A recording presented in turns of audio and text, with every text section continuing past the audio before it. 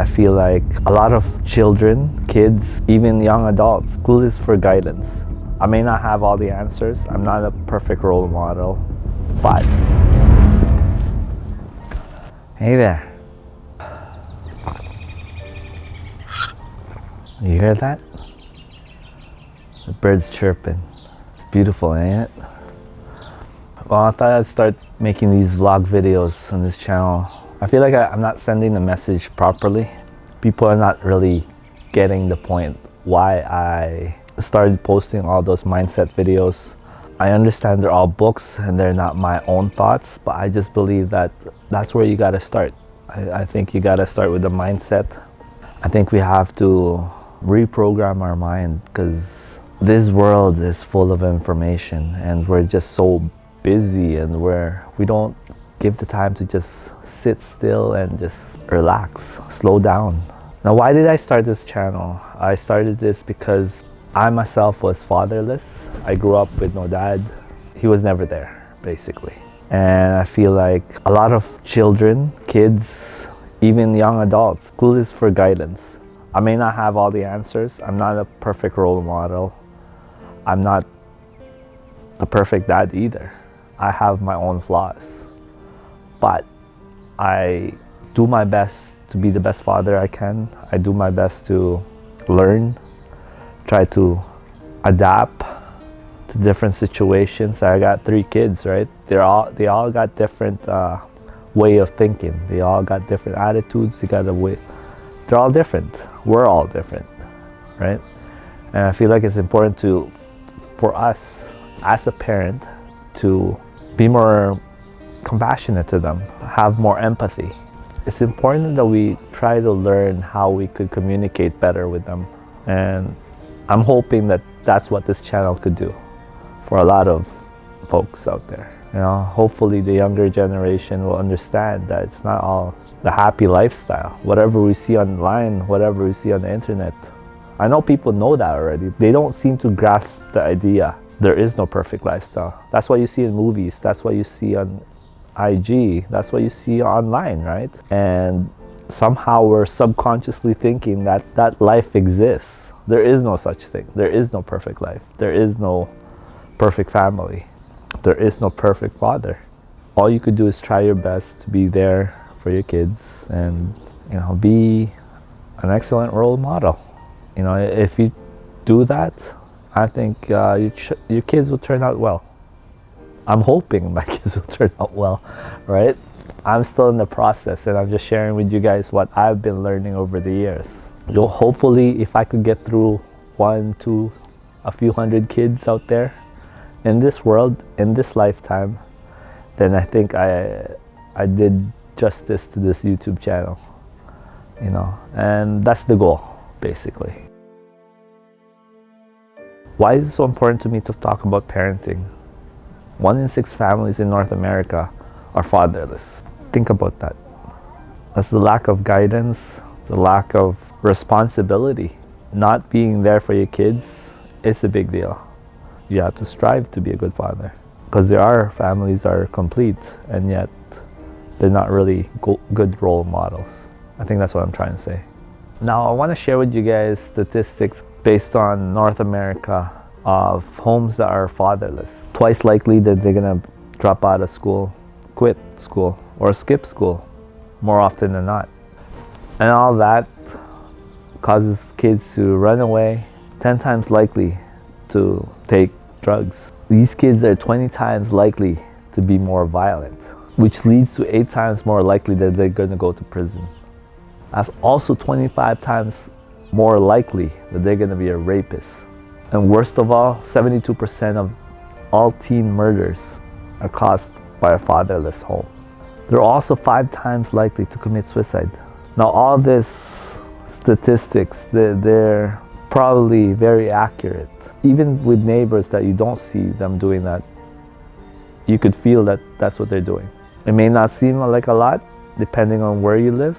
If we could lower that odds just by being at home and being a good role model, society would be slightly better. Now when we talk about fatherless, there's many different types, right?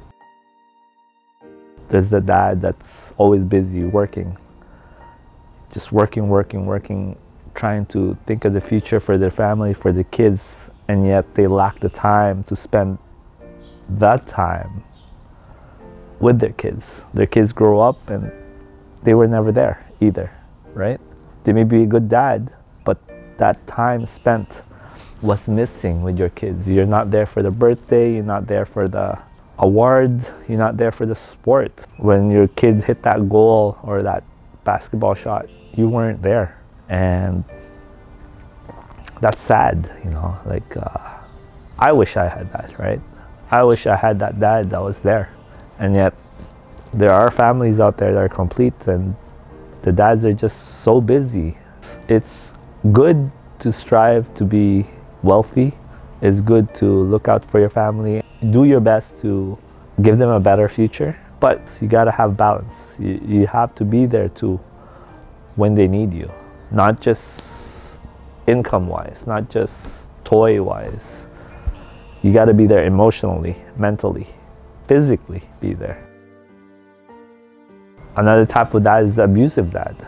That's the alcoholic dad, the drug addict dad, the guy that's mentally not there and emotionally and physically damaging to the kids or to the family, right? That's the dad that can't control himself. I'm guilty of that sometimes, yelling at my kids, right? And I try to strive to control it. You just gotta find a way. I really feel like drinking causes a lot of that problem. I believe that as we get older, it's harder for us to control our emotions when we drink. So if possible, lessen the drinking, maybe even cut it down. I've been sober for over a year now, and that's an achievement. Pat in the back, you know, that's something very hard to do, but that's a change that I'm willing to do for my kids, you know what I mean? If you think about it, right, it's gonna be a lifetime trauma for the kid. And I don't think we look at that. And it's passed down generation to generation. You know what I think? I think that's the reason why there's so many bullies in school. I normally see it when a kid is bullying another kid. That bully, usually at home, they're being physically and emotionally and verbally being abused by their parent. Most of the time. I can almost guarantee it. I've seen it, right? I think most parents would agree with me that that's the reason why their kids is like that.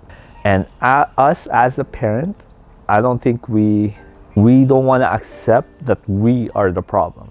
I think that we're so blind that what we're doing is wrong, or maybe it's just something that's passed down to generations. You know that saying where you say, you don't know what you don't know?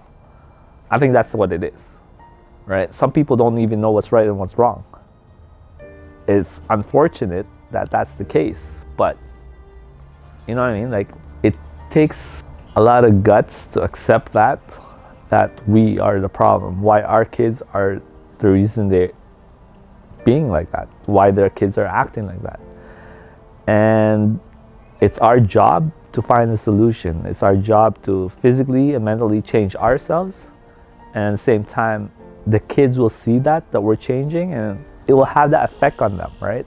To be different, to be better, to know what's right and what's wrong. I really think that's so important for us to do that and to make that change. And then sometimes you get that parent that just passes away, which is super unfortunate, right? Caused by an accident, caused by cancer, you know, somebody just passed away. That's part of life. It's not that I don't care. I'm just thinking that people should be more mentally prepared for that stuff, because we're all gonna die eventually, right? That happens. Unfortunately, some parents will pass away while the kids are young. And it becomes very difficult for the other parent, most likely the mom, to be both the mom and the dad for their kids, right? That's hard. That was like me. My dad was never there. Which is the same as having a fatherless guy that's never been there. I've met my dad maybe 3 times in my whole life, and I'm in my 40s. My sister even calls him a sperm donor. That's because he was never there. Like I think my sister saw him maybe once. And as we got older, she chose not to see him. There was a couple times I did see him, and my sister chose not to because that's what she thinks of him. And that's sad, right? Growing up, I never even thought about it till I think I grew up, I got older. I realized how important it was to have a dad. And I realized this when I had kids. The time you should be spending with them, special moments, those critical moments that you should have been there emotionally, mentally, physically. During graduations, communion, baptism, birthdays, Christmas, all those times that you should have been there, right? I celebrate that with my kids, and I feel like sometimes when you have a complete family, kids take that for granted. I've longed so much no, I didn't long for it, but I didn't realize how important it was to have a dad, right? And I keep reminding my kids that you guys are lucky that you got both parents here. You got both parents to take care of you, watch over you, raise you, teach you the right values. Look at it though, right? Most families that teenagers or young adults that cause those problems are usually families that were incomplete. They had no dad to, make sure they stuck to the values, made sure that they were disciplined. And I don't mean by physically disciplining them or verbally disciplining them, but it's important that the dad's there. I think that it's different when it's just the mom, right? The mom is more the empathetic one, the one that nags a lot, I'd say. But growing up without a dad is hard, especially in my teens. I feel like that's the reason why I was causing so much problems with my mom.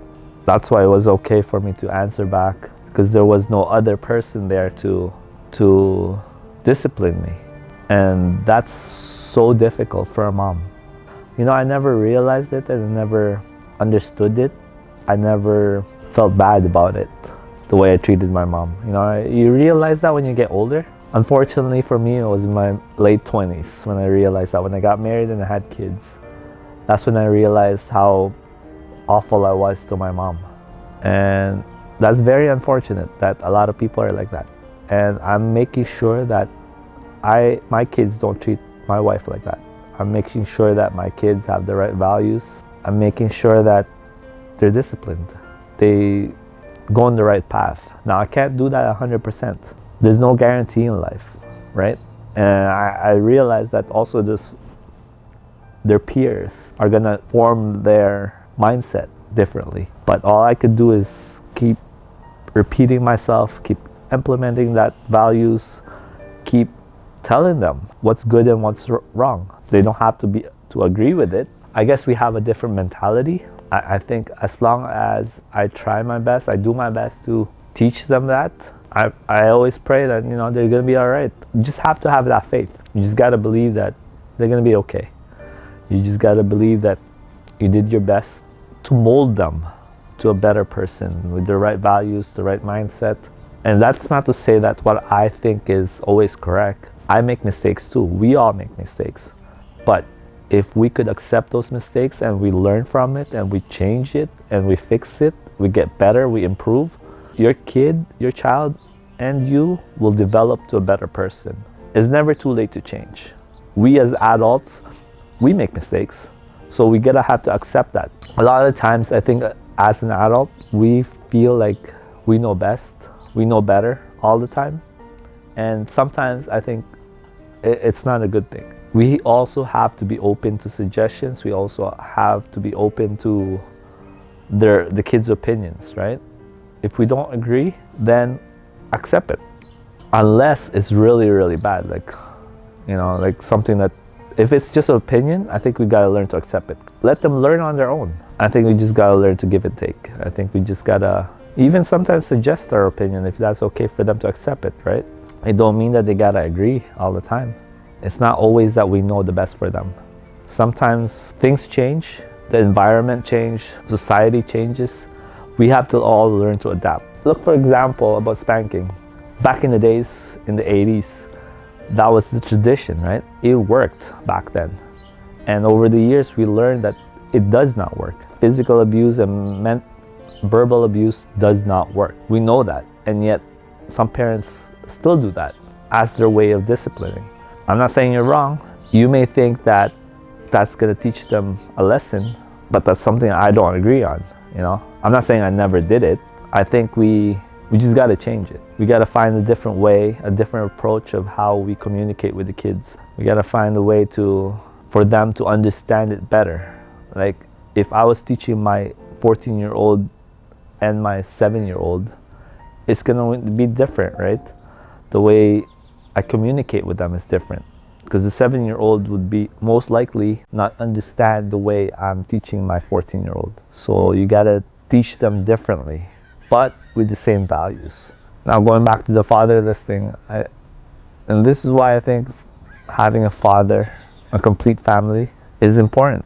When you made that commitment to marry your wife or your partner, you made that commitment. I think you gotta stick to it. You both gonna change over the years. It's give and take. It's learning to let go sometimes. It's a communication. Learning and getting better to be a better version of you. We sometimes will fall out of love, and it's a choice that we have to make to stick together, to make your kid's future better. I know how easy it is for people to just divorce and find another person and think that the grass is greener on the other side. I think you gotta work it out. I think you gotta find a way to fix things. Find that reason why you fell in love with your partner in the beginning. When you do that, you will always find a reason to fix it instead of finding a reason to let go. And when you do that, you stay intact, right? I'm not saying you're not gonna argue. Think about it. You go find another person, you think it's gonna be better over there, you think you're not gonna be arguing with that person, you think you're not gonna be fighting with that person, you think you're not gonna fall out of love with that person. Maybe there's a possibility, but most likely too you're not, right? So why not just stick to the person you have now? Find the reason why you fell in love with them. Make it work. Try your best to make it work. I think it's better to do it that way than to find another person and traumatize the kids. At least that's why I think. So there you go. That's about it with being fatherless. It's important to have a father in the family. It's important not to leave your family. It's important to make it work. It's important to spend that time with your kids. It's important to raise them, treat them with respect, as you would like to be treated with respect. Raise them with the right values, teach them what's right and from wrong. That's your role as a father.